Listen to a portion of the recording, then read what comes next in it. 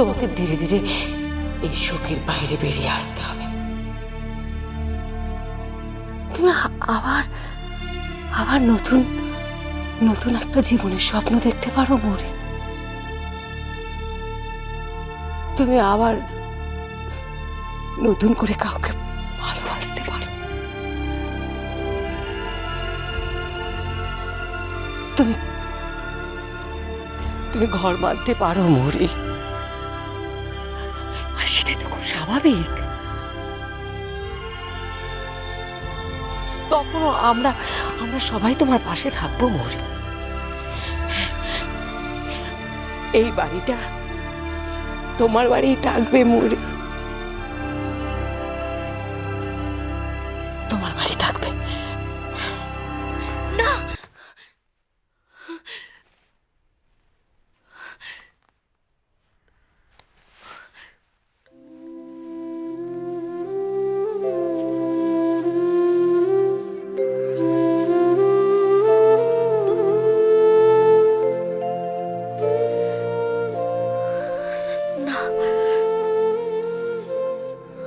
আমি আর কাউকে কোনোদিনও ভালোবাসতে পারবো না, কাউকে ভালোবাসতে পারবো না।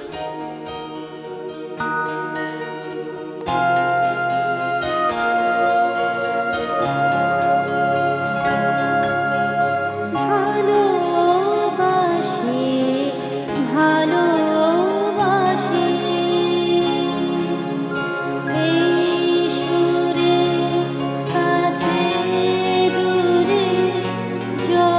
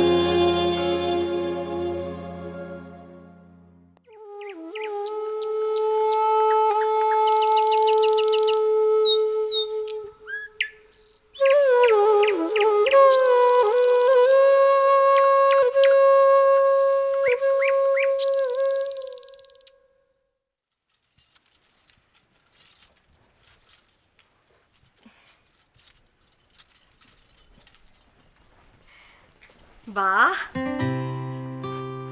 খুব সুন্দর দেখাচ্ছে। কিন্তু মা, সারাদিন এই শাড়িটা পরে বাড়িতে তুমি থাকতে পারবে? অস্বস্তি হবে না? দাঁড়াও, আমি তোমায় একটা নরম শাড়ি বার করে দিচ্ছি। মা, আমি তো একটু বেরোবো। বেরোবে? কোথায়? কলেজে যাব। কলেজে? এখন? হ্যাঁ, আসলে লাইব্রেরিতে অল্প কাজ আছে, আমি যাব আর আসবো।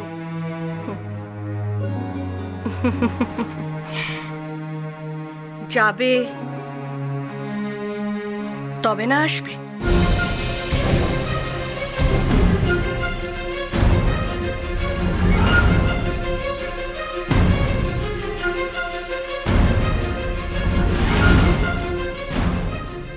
মানে? দেখো মা, তোমার এই অবস্থায় তুমি তুমি একা একা রাস্তায়, বাসে, ট্যাক্সিতে যাতায়াত কর। না না না না, এই রিস্ক আমি কিছুতেই নিতে পারবো না, এই অসম্ভব। কিন্তু সামনে যে আমার পরীক্ষা মা। পরীক্ষা? কিসের পরীক্ষা? না না, তোমার আর পরীক্ষা দিয়ে কাজ নেই। রাত জেগে জেগে পড়াশোনা করে পরীক্ষা ধকল নেওয়া, প্রেশার নেওয়ার কি কোনো মানে হয়? আচ্ছা তুমি বলো তো মা, বাচ্চাটা আগে না পরীক্ষা? তোমার আর পড়াশোনা করতে হবে না। পড়াশুনো করব না? পরীক্ষা দেব না? কিন্তু কেন মা? আমার তো পুরো একটা বছর নষ্ট হয়ে যাবে।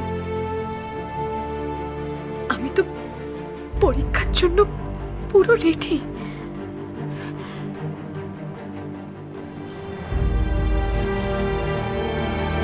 মা, মা, আমি তো একা কলেজে যাচ্ছি না, ও যাবে আমার সঙ্গে।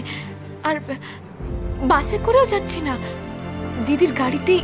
শোনো শোনো মা, এসো এসো আমার সঙ্গে, এসো তো, এসো এখানে বসো, বসো। শোনো, আমার কথাটা মন দিয়ে শোনো, শোনা মা আমার। দেখো মা, আমি যা বলছি তা কিন্তু তোমাদের ভালোর জন্যই বলছি। এই সময়টা খুব সাবধানে থাকতে হয়। তুমি মা হচ্ছ, তোমার দায়িত্ব কি কম বলো তো? সন্তানের জন্য মা বাবাকে কত স্যাক্রিফাইস করতে হয়। আর তোমার কাছে সামান্য একটা পরীক্ষা বড় হলো তোমার সন্তানের ভালো মন্দ হচ্ছে? বলো।